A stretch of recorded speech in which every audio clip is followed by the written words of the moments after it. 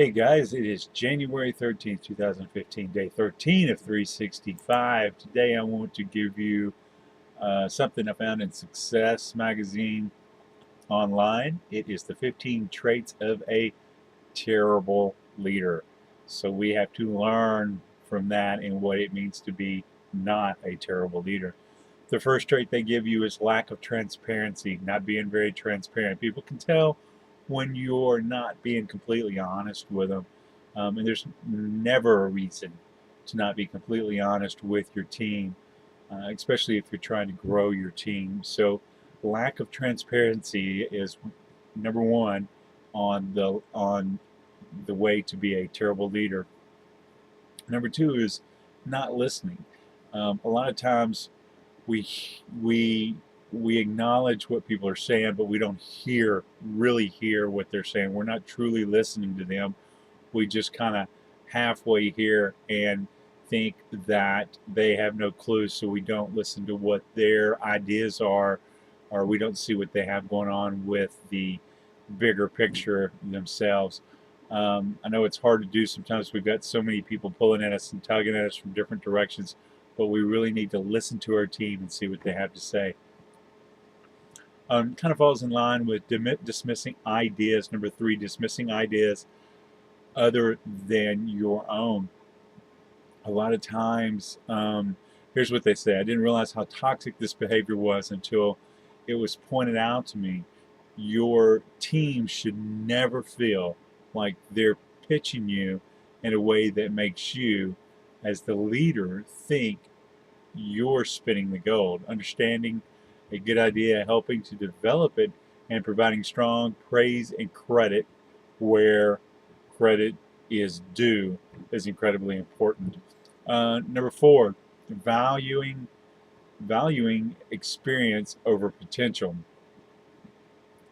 Um, this is a habit of a poor leader. When you value experience over potential, they think that someone who is more experienced is maybe going to be a better suited for this particular position when the potential out there could be extremely higher than that who has the experience.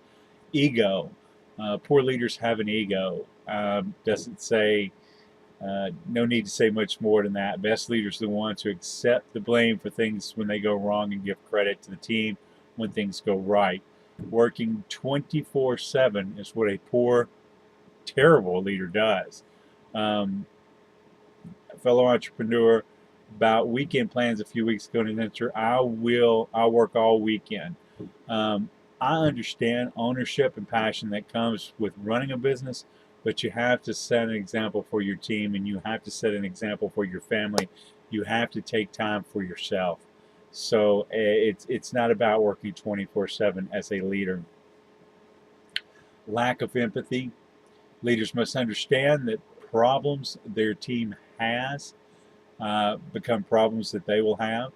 Forgetting about leadership development. Make sure you're doing things to help your team develop as leaders. Share with them things you've done, help them go in the right direction. Being overly conservative. Modern leaders must be absolutely tenacious in getting the results that they desire. You have to go after what you want. Number 10 is permitting negative gossip. When you start seeing others um, kind of spew negative, you need to get it under control, especially within your team. Try to pull those team members aside and get things worked out, get it straightened out, and start moving back in the positive direction. Poor communication of strategy. When you sit down with someone, you want to have a plan for them, and you want to be able to communicate a plan that they're going to be able to work with. So make sure you have a good communication of strategy. Closed mindedness, you got to have a little open mind to hear what the people around you are saying, assigning blame. Um, if we're a team, we're a team. So make sure we do this as a team, whether it be all positive or something negative. We need to take it as a team. Inconsistency, you need to be consistent. Inconsistency is the sign of a terrible leader. Being too slow to adapt. Things change. You need to be ready to change. Those are the 15 things that success has as traits of a terrible leader. We want to make sure we go the opposite of that. We want to be able to adapt quickly. We want to be very consistent. We take the blame if anybody takes the blame outside of the team. Make sure we have an open mind to kind of understand what others are saying and see if there's something in what they're saying that can kind of help our team grow. Make sure we have a good communication strategy. We're going to stop negative gossip when it starts. We're going to be tenacious in all we do, and when we come out, we need to come out strong and fighting. We need to make sure that we're consistently helping our leaders develop by showing them what we've done to move forward and working with them and having jam sessions with them, okay? Having mental jam sessions with them to help them move forward.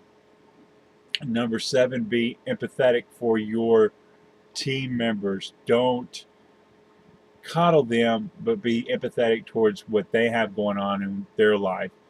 Make sure you take time, number 6, to enjoy life.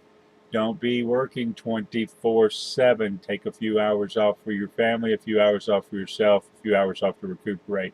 Get rid of your ego, check it at the door. Number 4, make sure that you understand the difference between experience and potential, and make sure that you have the right person doing the right things. Number 3, make sure that you do take in, it kind of goes back to the open-mindedness. Just because it's not your idea doesn't mean it's wrong. It could be right. Hear them all out and then discuss and see how we can take all of our ideas, put them together, and generate one awesome team building idea. Make sure you're listening and actually hearing what your team members are saying, and be very transparent. Know, like, and trust comes with transparency. Anyway, guys, that's my message for tonight. Thank you for joining me again on Journey 2015. We'll see you tomorrow. Steven Sadler, I'm out.